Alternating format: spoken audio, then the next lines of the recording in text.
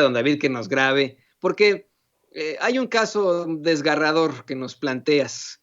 Encarcelaron al colega periodista Héctor Valdés, actualmente está recluido en la cárcel de Oriente en la Ciudad de México, y pues tú nos dices que le están inventando delitos. Jesús Lemus, usted lo sabe perfectamente, también enfrentó este tipo de situaciones y justamente fue puesto en prisión por el gobierno de Felipe Calderón, fue torturado, le fabricaron delitos y todo porque reveló la verdad sobre Genaro García Luna.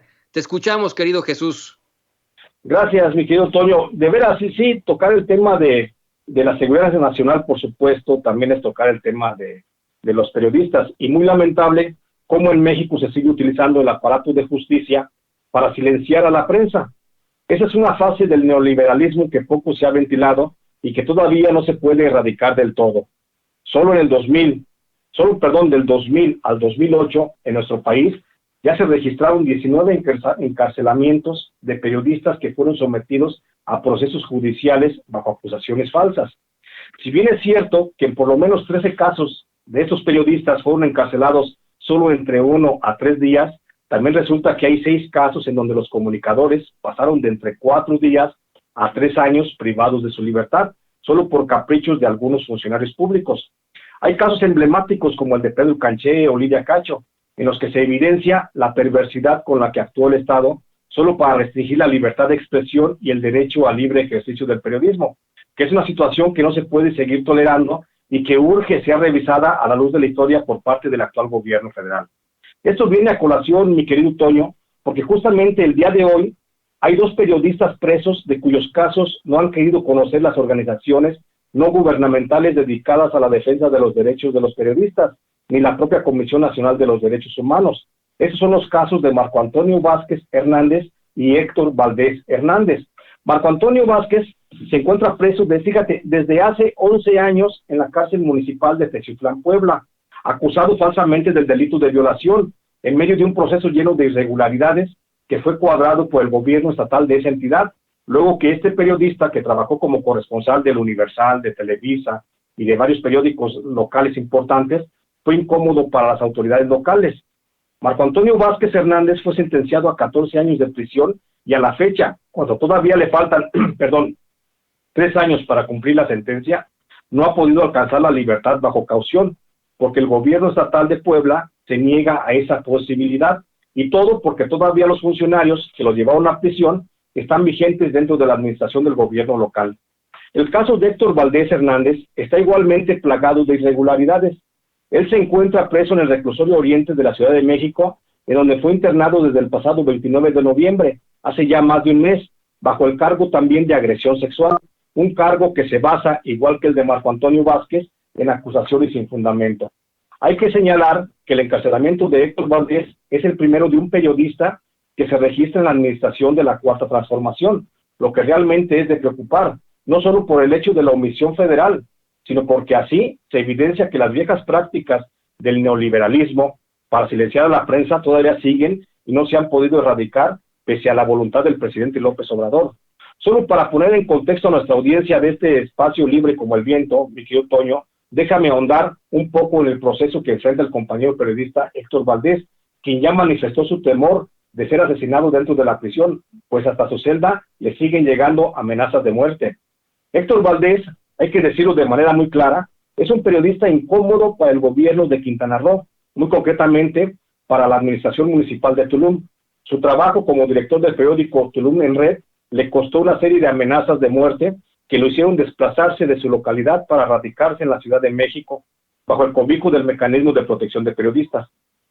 Como desplazado, Héctor Valdés no se quedó callado, siguió publicando las evidencias de corrupción de la administración estatal de Carlos Joaquín González y del alcalde de Tulum, Víctor Masta. Incluso estas evidencias fueron denunciadas ante el presidente Andrés Manuel López Obrador en una de sus conferencias mañaneras, en donde se le pidió una investigación a fondo sobre el comportamiento administrativo de estos 2 funcionarios.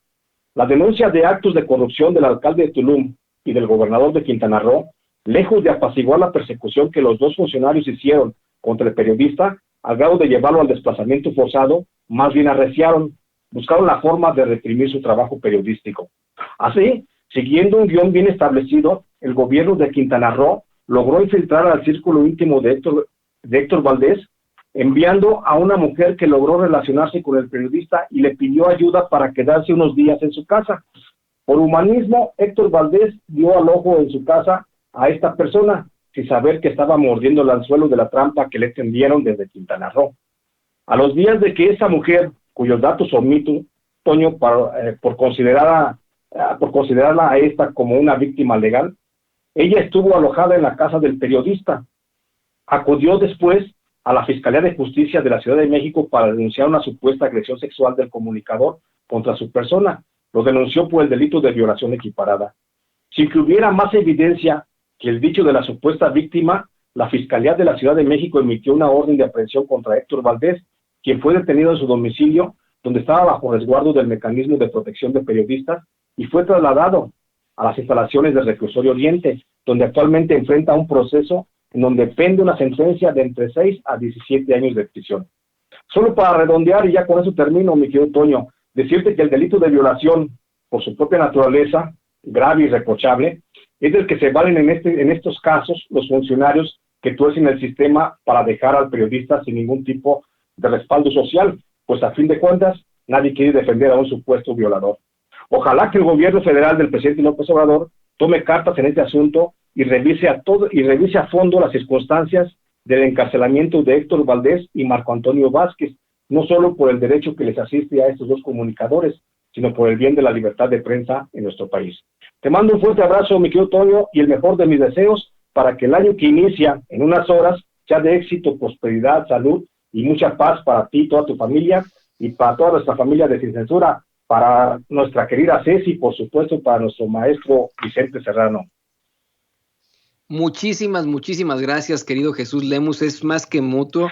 Todo el equipo de Sin Censura, mira, a nombre de todo el equipo de Sin Censura te queremos desear lo mejor a ti y a toda tu familia. Una vez más hacer un reconocimiento y una felicitación muy fuerte por este trabajo que haces como periodista de a pie, por tus investigaciones, por tus libros publicados que están haciendo una serie de revelaciones importantes para nuestro país, están sentando las bases de un país muchísimo más democrático y no sabes cómo te lo agradecemos, lo orgullosos que estamos de tener a un colaborador como tú en este espacio, libre como el viento, en este espacio completamente independiente. Jesús, antes de que te vayas, te voy a decir que tenemos en unos momentos más al secretario de Periodistas Desplazados de México, Amir Ibrahim, se va a conectar con nosotros precisamente desde Quintana Roo. Voy a aprovechar para plantearle también el caso de Héctor Valdés. Esto no se puede quedar así, tenemos que actuar al respecto. Nosotros como periodistas y la sociedad en general no pueden quedarse, inmóviles ante esta injusticia. Eso te lo garantizo. En unos momentos más yo se lo voy a plantear a Amir Ibrahim. Y bueno, pues te digo, estamos mandándote todos nuestros buenos deseos y nuestra mejor vibra para el 2021, querido Jesús Lemus.